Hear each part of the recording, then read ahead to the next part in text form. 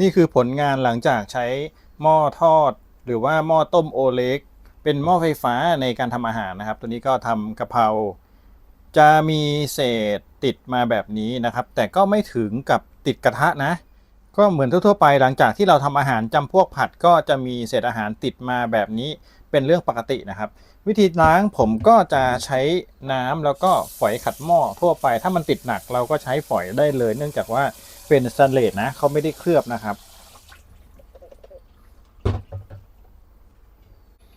ผมใช้ฝั่งที่หยาบนี่นะในการเช็ดแล้วก็ขัดนะครับก็โอเคเนี่ยครับล้างออกง่ายดีด้านในเราก็ล้างเหมือนยี่ห้อซิมพัทเลยนะขัดได้เลยนะครับเอาแบบหยาบๆเนี่ยส่วนตัวคิดว่าถ้าเกิดใครทำกระทะไหม้ก็น่าจะใช้ฝอยขัดหม้อแบบนี้ขัดได้แต่อย่าขัดนานนะเดี๋ยวตัวรังผึ้งเขาหายไปนะครับก็แช่ไว้ก่อนก็ดีเพื่อที่จะให้คราบมันละลายแล้วก็ล้างได้ง่ายนะครับ ปกติแล้วผมจะไม่ค่อยใช้ฝั่งที่หยาบเนี่ยในการล้างพวกกระทะหรือหม้อเคลือบนะมันจะมีโอกาสหลุดได้แต่ถ้าเป็นโอเล็กสแตนเลสภายในแบบนี้ผมก็ขัดแบบนี้เลยนี่คือการใช้ฝั่งหยาบขัดนะครับขัดล้างแบบนี้จนสะอาดนะเดี๋ยวเรามาดูกันด้านข้างก็ขัดได้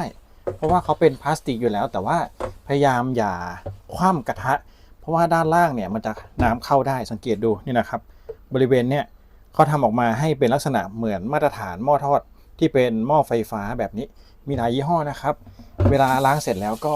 เปิดน้ำใส่ในท่าตั้งแบบนี้เปิดให้มันไหลออก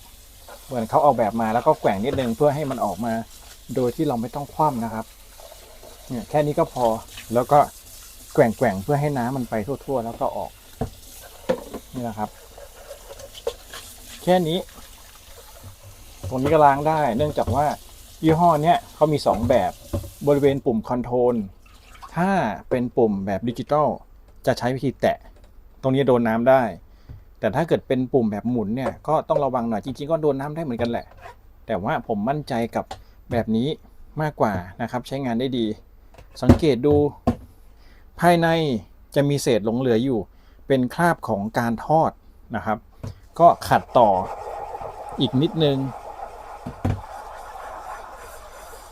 ขัดแป๊บหนึ่งนะครับใช้ฝั่งหยาบนะแล้วก็ล้างอีกรอบหนึ่งด้านข้างก็ล้างได้เปิดน้ำใส่เลยครับน้ำไม่เข้านะครับเห็นไหมครับหมดแล้วสามารถล้างได้สะอาดหมดจดเลยสำหรับกระทะโอเล็กเป็นสินค้าจีนล็อตใหม่นะครับยังเป็นภาษาจีนอยู่เลยผมต้องการกระทะที่เป็นสแตนเลสภายในก็มียี่ห้อเดียวนี่แหละที่รู้สึกคุ้มค่าแล้วก็ใช้ดีพิสูจน์แล้วนะครับตรงนี้ยังเป็นภาษาจีนอยู่เลยนะแต่ก็โอเคเดี๋ยวคงมีเวอร์ชัน International มาขายนะครับเบื้องต้นโอเคยืนยันให้ด้านล่างตรงนี้น้ำไม่เข้านะครับเช็คดูแล้วแต่ห้ามแนวตั้งแบบนี้ไม่ได้นะต้องเป็นท่าสโลปประมาณนี้นะครับแล้วก็แกว่งแล้วก็เทสาดออกแบบนี้เสร็จแล้วสามารถเอาผ้าหรือทิชชู่มาเช็ดได้เลยเช็ดแบบนี้นะครับด้านล่างโอเคเห็นไหมครับน้ำไม่เข้ายืนยันว่าเหมือนกับยี่ห้ออื่นๆที่วางขายก่อนหน้านี้ที่ผมใช้แต่ตัวนี้ด้านในเป็นรังผึ้งสแตนเลสขัดได้ความร้อนจะอยู่ตรงกลางตรงนี้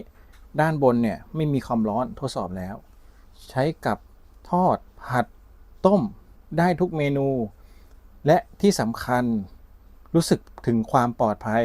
เนื่องจากว่าตรงกลางตรงนี้เขาเป็นสแตนเลสเกรดอาหารเหมือนหม้อสแตนเลสทั่วไปดีเลยครับใช้ดีครับลองใช้แล้วก็ติดใจตอนนี้กำลังสั่งอีกใบมาเพิ่มอยู่นะครับก็ยืนยันถึงวิธีการทำความสะอาดง่ายๆครับ